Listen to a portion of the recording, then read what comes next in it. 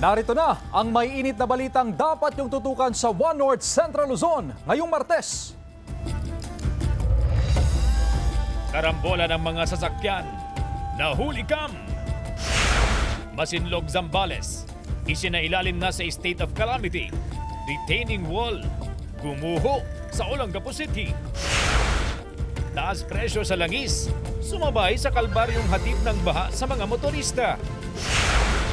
At sektor ng turismo at agrikultura sa La Trinidad Benguet. Labis na naapektuhan ng kalamidad. Pagdideklara ng state of calamity, inirekomenda.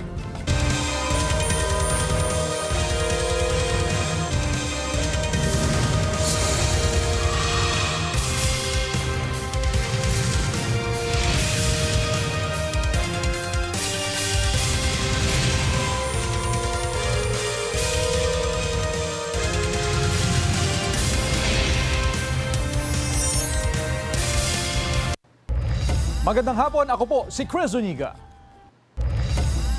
Ilang bangus growers sa Pangasinan ang nag-forced harvest na ng mga alagang bangus dahil sa tuloy-tuloy na pag-ulan. Nakatutok, Jasmine Gabriel Galban. Ilang bangus growers sa Pangasinan ang nagsagawa ng forced harvest kasunod ng tuloy-tuloy na pag-ulan. Ayon sa samahan ng bangus ng Pangasinan o sa MAPA, hakbang ito para makaiwas sa posibleng pagkalugi. Nagbabawas ho yung isda sa kakulangan ng oxygen ng tubig. Kaysa ho malugi, ilabas na nila ho para at least kahit wala hong tubo, at least hindi ho malulugi. Dahil sa patuloy na pag-uulan, posibleng maapektuhan ang kalidad ng tubig sa mga palaisdaan. May mga areas na nag-force harvest, to be honest, no? Sa part ng Lingayen and Bugalyon, and some areas, if I'm not mistaken, sa Dagupan. Ito yung iniiwasan nilang magkaroon ng sakit itong mga alaga nila dahil sa paglabo ng tubig. Sa Dagupan City, nakakaapekto umano sa mga alagang bangus ang malabong tubig sa mga palaisdaan. Ayon sa City Fisheries and Aquatic Resources Management Council Sea Farm C, kada araw may mangilan-ngilang isda na nangangamatay. Bagamat hindi naman daw mataas ang mortality rate sa alagang bangus. Pero kung susumahin hanggang sa harvesting period ay malaking pagkalugi ito sa mga bangus grower. Kung hindi mo maagapan, talagang mamamatay, mabubulok. Pero yung iba, pag nakuha mo naman ng magaga bago may bibinta pa. Wala kaming alam na remedyo dun mo kasi yung tubig talagang problema. Sa kabila ng naranasang sama ng panahon na natiling matatag ang supply at presyo ng bangus sa merkado, nasa 165 hanggang 190 pesos ang wholesale price sa Magsaysay Fish Market. Patuloy na nakamonitor ang SAMAPA sa mga palaisdaan sa Pangasinan. Jasmine Gabriel Galban, One North Central Luzon. Gumuho ang bahagi ng retaining wall sa Olongapo. Nangyari yan malapit sa boundary ng Barangay New Cabalan at Barangay Old Cabalan sa kasagsagan ng malakas na ulan kahapon. Walang naiulat na nasaktan dahil wala ang mga residente nang mangyari ang insidente. Pero isang bahay ang nadamay. Pansamantalang isinara ang kalsada malapit sa lugar dahil sa posibleng pagguho ng lupa. Gumuho naman ang bahagi ng dike sa Tarlac City dahil sa rumaragas ang ilog na dulot ng malakas na ulan. Ayon sa mga residente, nakaramdam sila ng tila paglindol bago mangyari ang pagguho. Bilang pansamantalang proteksyon, nagtulong-tulong ang mga otoridad at mga residente na lagyan ng sandbags ang bahagi ng gumuhong dike. Ayon sa barangay chairman, kasalukuyang ginagawa ang dike sa pangangasiwa ng Department of Public Works and Highways. Sinusubukan pang kunan ng pahayag ang DPWH at kontraktor kaugnay sa insidente. Ayon sa Pag-asa, hanging habagat ang nagdudulot ng malakas na pag-ulan sa ilang bahagi ng Luzon. Iba't ibang bayan sa Western Pangasinan ang binaha dahil sa pag-apaw ng ilang ilog. May ulat si Jay Torida.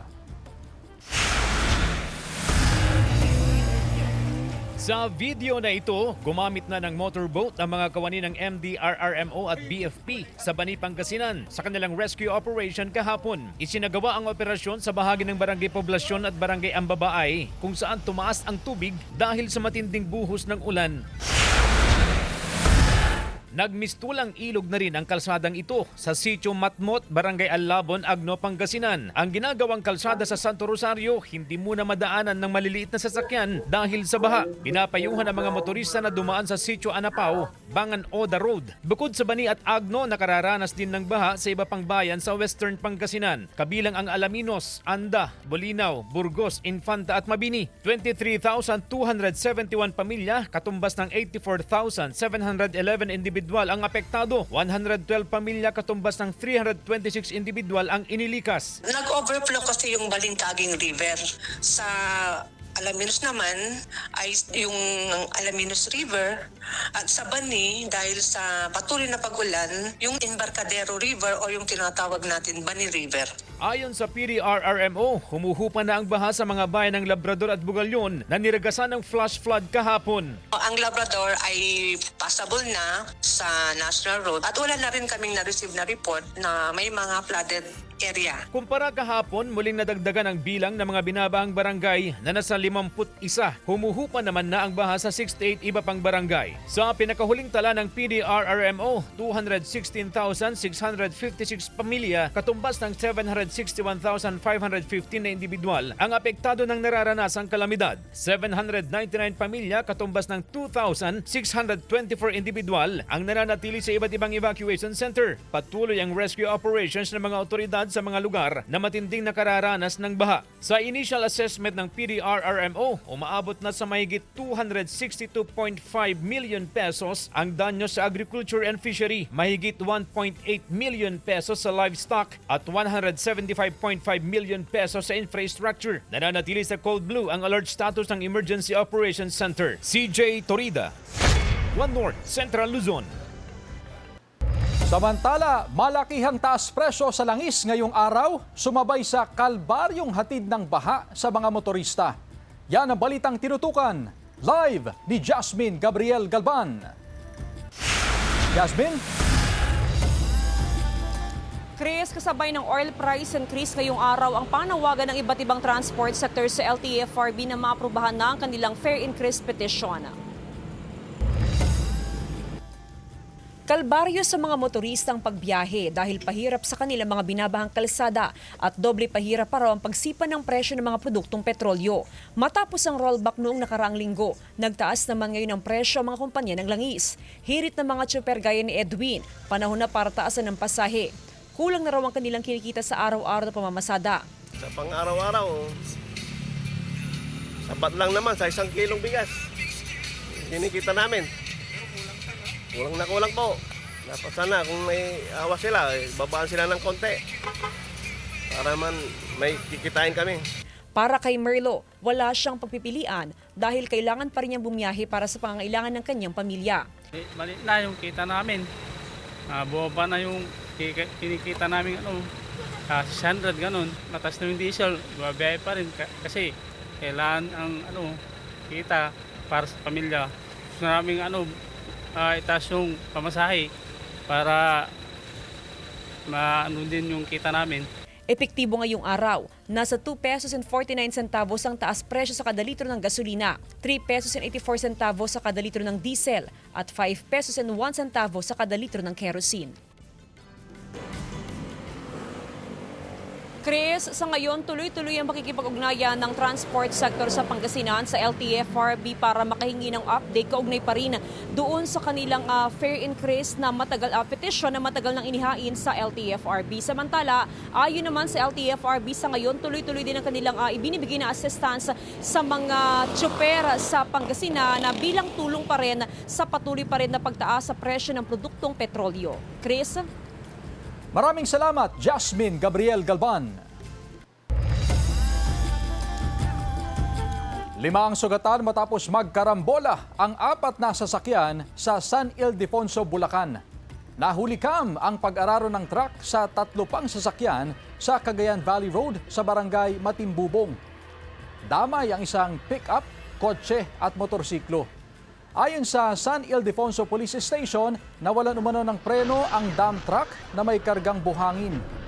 Hindi na dinala sa ospital ang mga sugatan at nagpapagaling na sa kanilang mga tahanan. Naharap naman sa kasong reckless imprudence resulting in multiple damages to property ang driver ng dump truck na nasa kustodiya na ng pulisya. Wala pang pahayag ang mga sangkot sa aksidente. Isinasagawa ang malawakang misting operation sa mga eskwelahan kasunod ng mga pagbaha sa Bangaldan, Pangasinan. Sundan sa report. Dahil sa pag-uulan bunsod ng umiiral na habagat, binahang ilang eskwelahan sa Mangaldan, Pangasinan. Kabilang dyan ang Mangaldan National High School. May mga naipong tubig sa mababang bahagi ng paaralan. Dito sa kanang bahagi ko, nagkaroon ng accumulation ng tubig. Pero naman yan, yan naman ay dumadaloy sa ating mga drainage canal at maya-maya ay huhupan naman na po yan. Dahil sa pagbaha sa mga eskwelahan, malawakang misting operation ang isinasagawa ng lokal na pamahalaan. Layo nito maging ligtas sa mga learner at mga guro sa banta ng dengue. Tinignan po natin na ang lahat ng ating schools at mga ibang lugar ng Mangaldan free from itong tinatawag na sakit na dengue later on, which is caused by itong mga lamok na namamahay dito sa mga tubig, lalo na ngayon at maraming itong tubig ulan at tubig baha na pinamumugaran ng itong mga lamok. Malaking bagay sa DepEd ang hakbang nito ng LGU.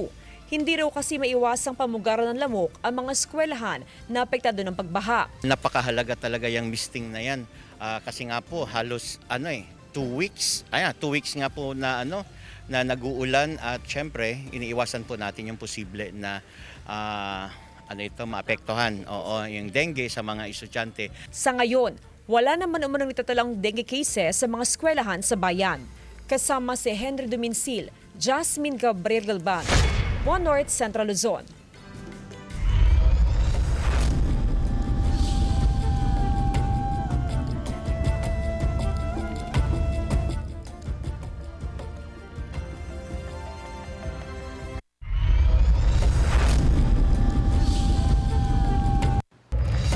Natagpuan ang isang bangkay ng lalaki sa Pantal River sa Dagupan City.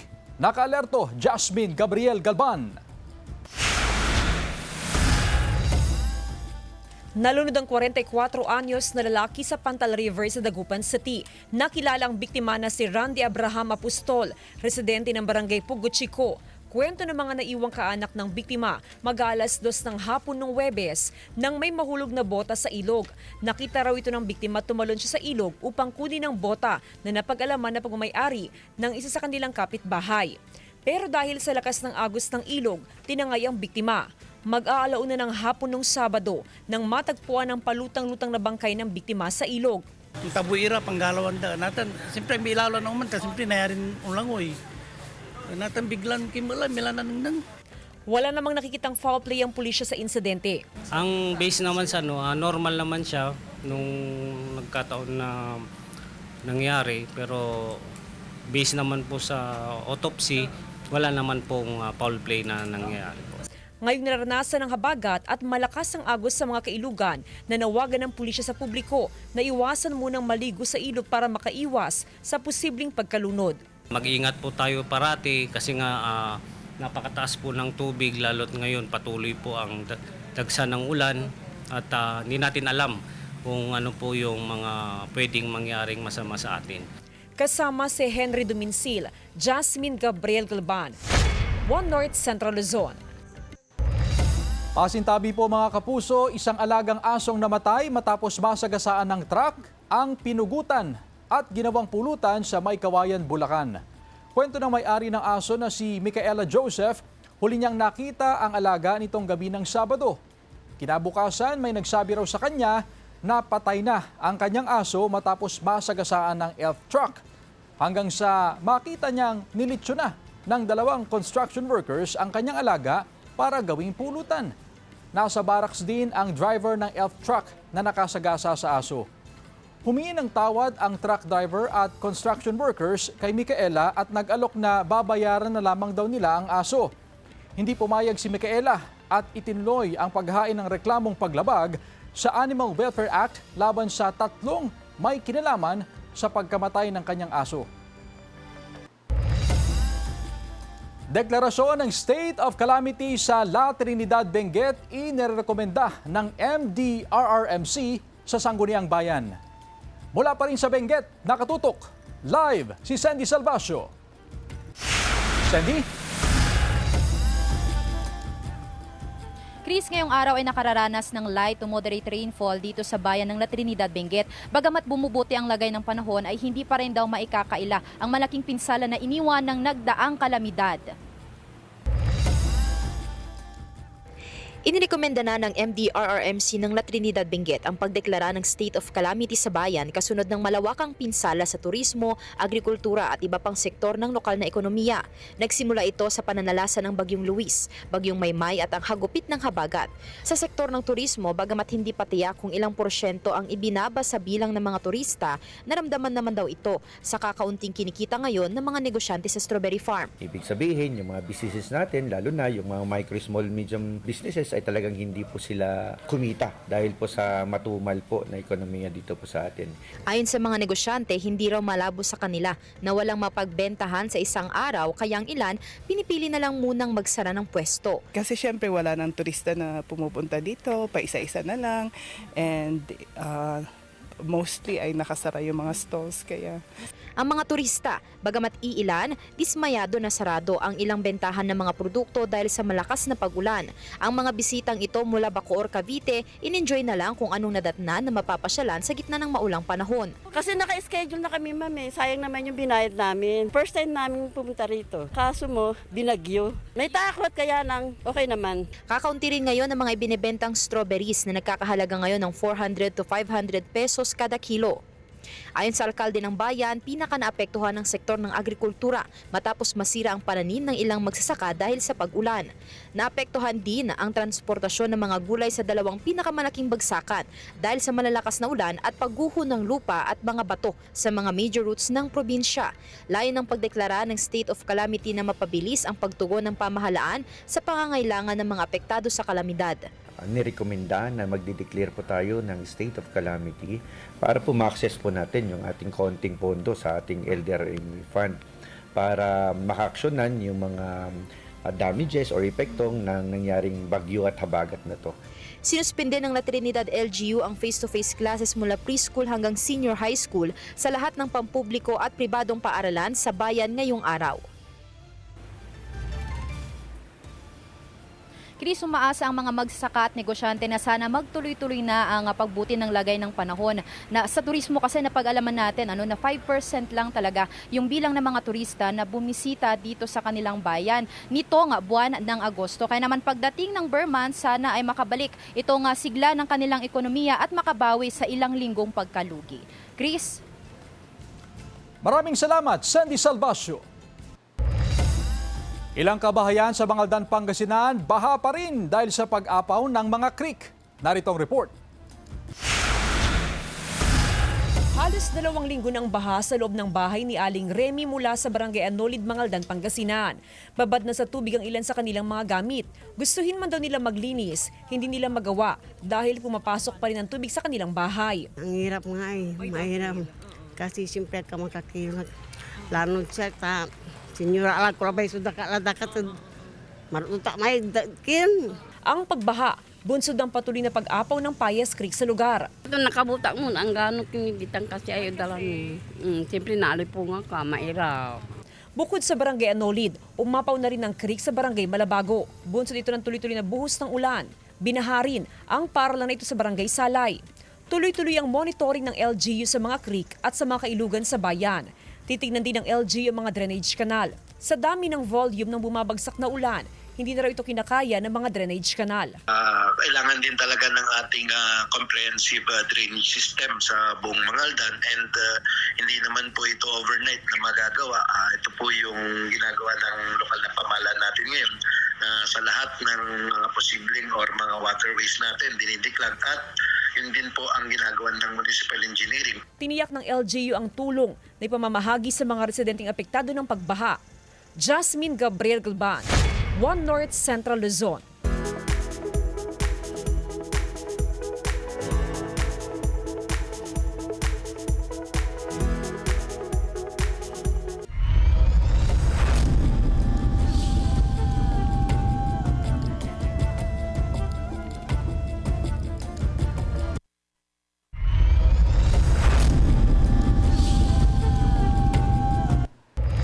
Isinailalim na sa state of calamity ang bayan ng Masinloc sa Zambales dahil sa epekto ng habagat.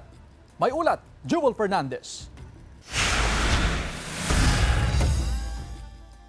Isinailalim na sa state of calamity ang Masinloc, Zambales dahil sa malawakang pagbaha, pinsala sa mga ari-arian at pagkaantala ng mga serbisyo dulot ng tuloy-tuloy na pag-ulan na epekto ng habagat.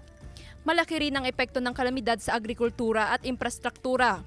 Nagresulta rin ito sa pagligas ng mga pamilya at pansamantalang pagsuspende ng trabaho at klase. Binaha ang ilang bahagi ng Olongapo City dahil sa nararanasang pag-ulan, tulad ng Barangay East Bahak-Bahak at Otero Avenue Corner Filtration Road sa Barangay Mabayuan. Rumaragasa rin ang baha sa Jose Abad Santos Avenue malapit sa Kalayaan Gate sa Barangay Old Cabalan, isang access point na nag-uugnay sa lungsod sa Subic Bay Freeport. Ilang lugar din sa loob ng Subic Bay Freeport ang binaha kaya impossible ang ilang mga kalsada. Umabot na sa spilling level ang Olongapo River. Pinapayuhan ang mga residente sa flood-prone areas na lumikas habang patuloy na tumataas ang water level. Kahit abot tuhod ang baha dulot ng malakas na ulan, hindi ito naging hadlang upang isagawa ang banal na misa sa San Roque Chapel, Sitio Escondo, Masantol, Pampanga. Hindi rin nagpahuli ang mga deboto dahil kahit baha, sama-sama silang dumalo upang ipagdiwang ang kapistahan ng kanilang patron na si San Roque noong linggo. Jewel Fernandez, One North Central Luzon. Concrete at plastic barriers iniharang sa gumuhong bahagi ng Benguet, Nueva Vizcaya National Highway. Tutukan sa report. Nilagyan ng mga plastic at concrete barrier ang bungad ng kalsadang ito sa Barangay Bacala, Trinidad, Benguet. Inilagay ito ng DPWH habang inaayos ang Benguet, Nueva Vizcaya National Road. Isa sa pinakamalaking pinsala na natamo dito sa bayan ng Trinidad itong pagkasira ng kalsada na bahagi ng Barangay Bacala. At kung inyong makikita, literal na dumausdos pa ibaba itong naturang kalsada. Kaya naman ang hiling ng mga motorista at residente, sana may saayos na agad itong daanan na nagkokonekta pa man din sa probinsya ng Benguet at probinsya ng Nueva Vizcaya. Problema raw ito ng mga residente at motorista. Po talagang nakapalaking problema po nung gumuho itong kalsada kasi ito po yung main na daanan. Marami po ma'am, talagang ito po yung daanan ng mga trackings. Patuloy ang monitoring ng MDRRMO, lalo ngayong nararanasan pa rin ang panakanakang pag-ulan. Nagtulong-tulungan po yung national government at saka local government na makumpuni ang on the planning stage na po ito. It is a hazard high, landslide prone. Every time na bababa at bababa yung mga lupa. Isang landslide naman ang naitala sa Barangay Caraw, Bukod, Benguet, kung saan tumabon ang gumuhong lupa sa ilog. Dahil dito, nagbabala mga otoridad sa mga residenteng nakatira malapit sa mga ilog na maging alerto sa biglaang pagtaas ng antas ng tubig. Sa Barangay Poblacion, Bauco Mountain Province, patuloy na lumalala ang paglubog ng lupa sa naturang barangay dahil sa pagulang dala ng habagat. Ayon sa alkalde ng bayan, bumaba ng kalahating metro ang kalsadang ito magmula nang tumama ang mga bagyo nitong Hunyo. Nagtatawag ng meeting with the DPWH. Magplano kami ulit kung ano ang gagawin namin. Kasi national road kasi ito eh. Actually, nasira ito nung last earthquake. That was 2022. Patuloy ang monitoring ng mga otoridad sa sitwasyon. Kasama si Ron Alister Tañedo, Sandy Salvacio, One North, Central Luzon.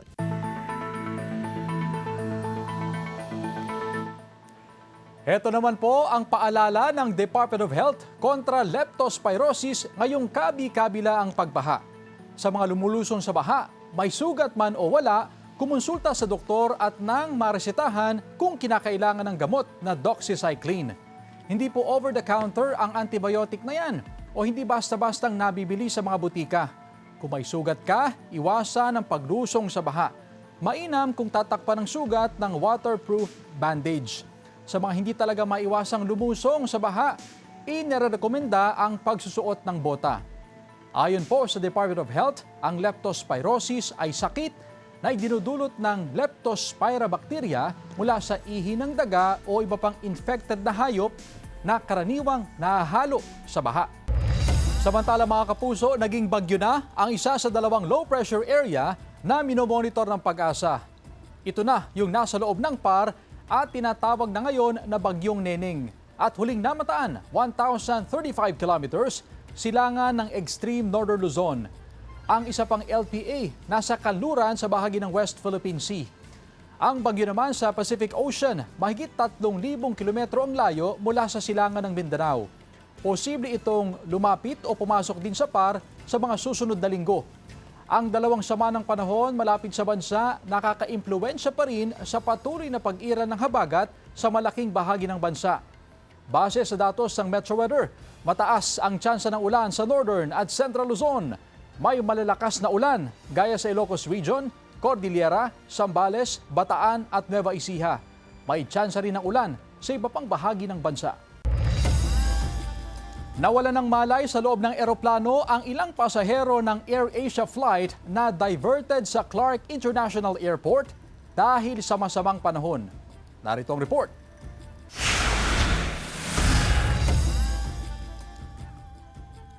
Sa mga cellphone video na ito mula sa isang pasahero, kitang tensyonado ang sitwasyon sa loob ng eroplanong ito. Makikita pang may medical personnel na tumugon sa ilang hinimatay na pasahero. Sa isang statement, kinumpirma ng AirAsia na flight Z2823 nila ito na galing Danang, Vietnam at lalapag dapat sa NAIA Terminal 1 tanghali kahapon. Pero dahil sa masamang panahon, hindi makalanding ang eroplano sa NAIA at kinailangang mag-divert sa Clark International Airport. Ipinaunawa naman daw ito ng flight crew sa mga pasahero. Pero ayon sa isa sa mga pasahero na si Jay Aquino, nagsimulang magkaroon ng aberya nang hindi na makaalis sa Clark International Airport ang sinasakyan nilang eroplano. Hindi raw nakakuha ng clearance ang AirAsia dahil sa air traffic. Sana mas na-handle nila na maayos. And I think ang very disappointing part doon is hindi sila transparent.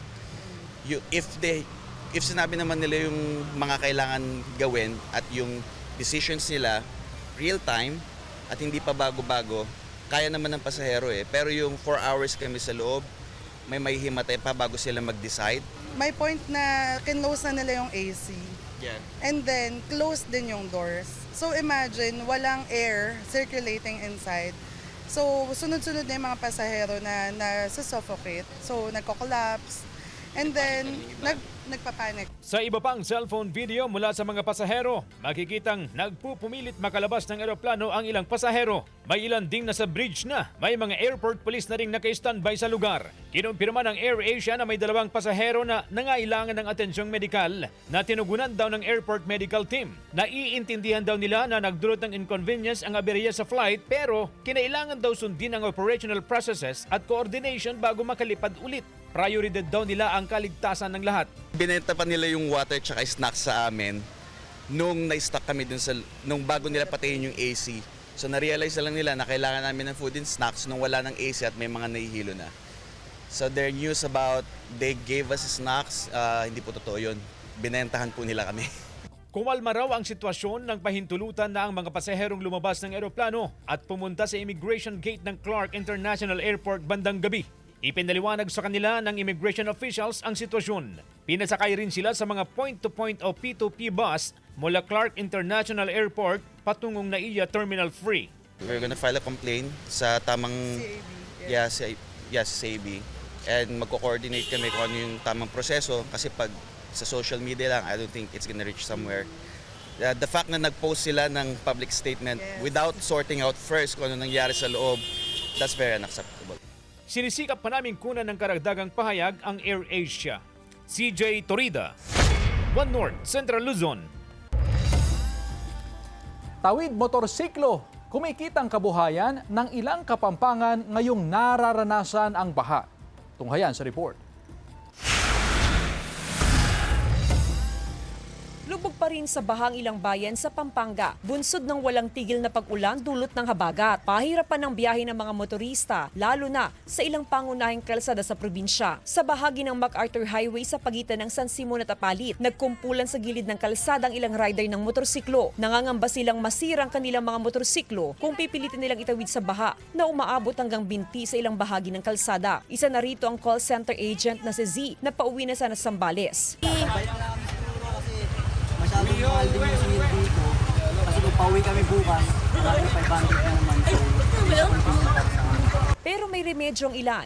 Tinawag nila itong tawid motorsiklo na kumikitang kabuhayan ngayon ng mga tricycle driver sa lugar. Gamit ang in-upgrade o pinataasan na tricycle at kulong-kulong, dito nila isinasakay ang mga motorsiklo upang maitawid sa baha. Para sa ilang motorista, mas praktikal na umano magbayad ng humigit kumulang 500 pesos para sa serbisyo kaysa sumugal na masira ang kanilang motorsiklo at gumastos ng mahigit 1,500 pesos sa pagpapagawa. Motor ma'am, apat na po ba? Bali 500 po pinaka-fix namin. Isang motor yan? Motor to. Importante tatawid lang po sa walang baha. Kung importante naman po yung pupuntahan nila, sasakay ng kulong-kulong. Ngayon po, hindi po importante, pwede naman po ibalik. Jasmine Gabriel Galban, One North Central Luzon.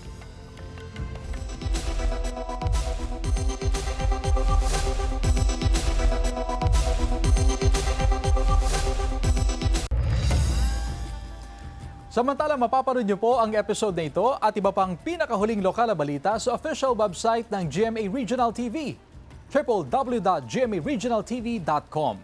Pwede rin kayo bumisita sa aming official YouTube channel, GMA Regional TV, at i-click ang subscribe button para sa pinakamaiinit na balita mula sa mga rehiyon. At yan ang mga pinakamalaki at pinakahuling balita sa Hilaga at Gitnang Luzon. Maraming salamat mga kapuso, pati na ang mga kapuso natin abroad. Ako po si Chris Zuniga. Kami, ang GMA Regional TV, One North Central Luzon. Walang kinikilingan, walang pinoprotektahan. Noon at ngayon, serbisyong totoo.